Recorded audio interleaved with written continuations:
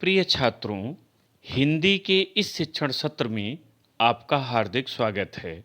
आज हम हिंदी काव्य साहित्य का इतिहास श्रृंखला के अंतर्गत इस चौथे भाग में हिंदी काव्य साहित्य के तीसरे काल रीतकाल के विषय में अध्ययन करेंगे।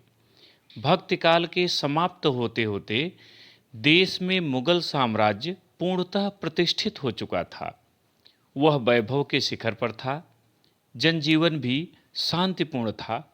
साहित्य पर इस परिस्थिति का प्रभाव पड़ना स्वाभाविक था। जो कृष्ण और राधा भक्त के आलंबन थे, वही अब श्रृंगार के आलंबन बन गए।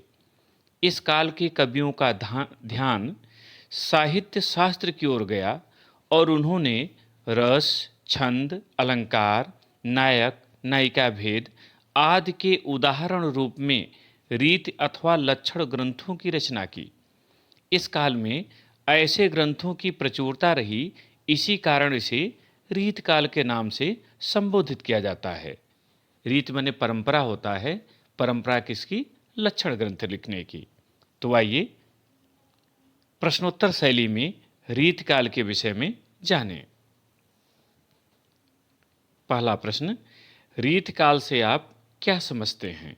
उत्तर, सन 1643 ईस्वी से 1868 ईस्वी तक के काल को हिंदी साहित्य में रीत काल के नाम से संबोधित किया जाता है।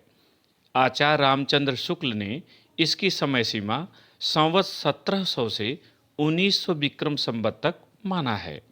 इसे उत्तर मध्यकाल, श्रृंगार काल, कला काल आदि नामों से भी जाना जाता है। इस काल में रीत तत्व की प्रधानता परिलक्षित होती है, अतः इसका नाम रीत काल पड़ा। दूसरा प्रश्न, रीत ग्रंथ अथवा लक्षण ग्रंथ से आप क्या समझते हैं? उत्तर, रस, छंद, अलंकार, नायक, नायिका भेद आदि काव्यांगों के लक्षण और उदाहरण पर आधारित काव्य ग्रंथों को रीति ग्रंथ अथवा लक्षण ग्रंथ कहते हैं, जैसे केशवदास की कविप्रिया, रसिक प्रिया आदि। तीसरा प्रश्न, रीतकाल की प्रमुख प्रवृत्तियों का उल्लेख कीजिए। उत्तर, रीतकाल की प्रमुख प्रवृत्तियां अथवा विशेषताएं निम्नलिखित हैं। पहला, रीति ग्रंथों का निर्माण। दूसरा, श्रृंगार रस की प्रधानता। तीसरा, काव्य भाषा के रूप में ब्रज भाषा की प्रतिष्ठा। चौथा, प्रकृति का उद्दीपन रूप में चित्रण। और पांचवा, नारी सौंदर्य का विलासितापूर्ण वर्णन।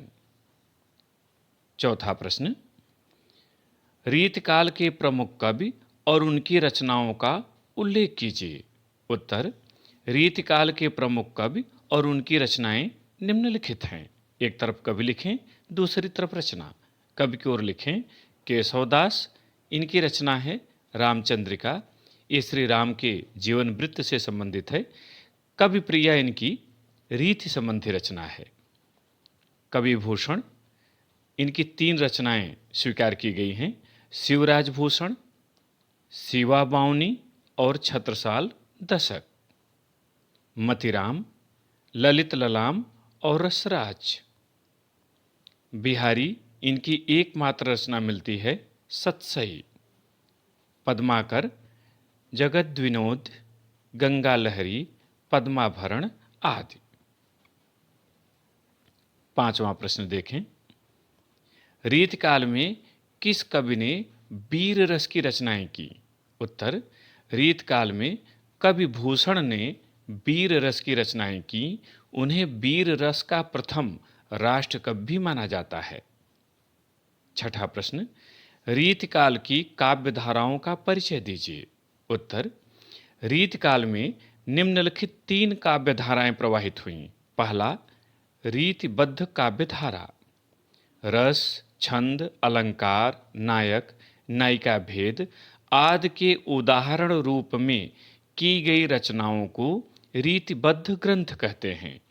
इसके रचयिताओं को रीतिबद्ध कवि तथा इस काव्य धारा को रीतिबद्ध काव्य धारा कहा जाता है। चिंतामणि, केशवदास, मथिराम, पद्माकर आदि रीतिबद्ध कवि हैं। दूसरी काव्यधारा है रीति सिद्ध काव्यधारा। वे काव्य ग्रंथ जो लक्षण ग्रंथ नहीं हैं किंतु जिनमें रीति संबंधी जानकारी का पूरा पूरा उपयोग किया गया है, उन्हें रीति सिद्ध काव्य कहते हैं। इसके रचयिताओं को रीति सिद्ध कवि तथा इस काव्यधारा को रीति सिद्ध काव्यधारा कहा जाता है। बिहारी और बृंद इस काव्यधारा के प्रतिनिधि कवि हैं। तीसरी काव्यधारा है रीति मुक्त काव्यधारा। वह काव्यधारा जिसमें कवियों ने न तो लक्षण ग्रंथ लिखे और न ही रीति संबंधी जानकारी का उपयोग किया, बल्कि हृदय की स्वतंत्र वृत्तियों के आधार पर काव्य रचना की, उसे रीति मुक्त काव्यधारा कहते हैं। इसके कवियों को रीति मुक्त कवि तथा उनकी रचनाओं को रीति मुक्त काव्य कहा जाता है। घनानंद, आलम, बोधा, ठाकुर आदि रीति मुक्त कवि हैं। प्रिय छात्रों, मुझे उम्मीद है कि रीतिकाल की सामग्री आपने समझ ली होगी। इसे अपनी उत्तर पुस्तिका में नोट करें और अभ्यास करें। बहुत बहुत धन्यवाद।